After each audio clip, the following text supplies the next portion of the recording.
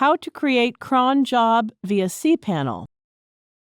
Cronjobs help in reducing routine administrative works. They are a series of tasks that the system runs from a script file. These tasks are run repeatedly at the time or interval you set in your cronjob. Let's create a cronjob.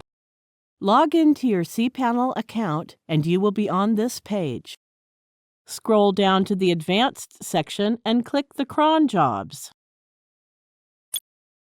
Scroll down to the Common Settings menu. Here you can set the time interval for your cronjob as per your requirements.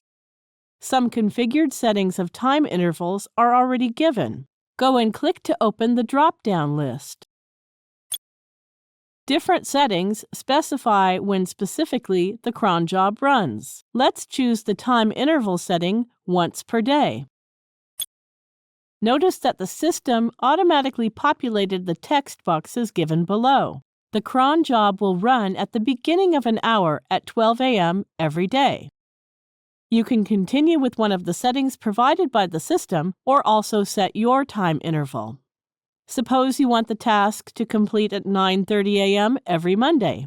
Let's fill in the customized time settings.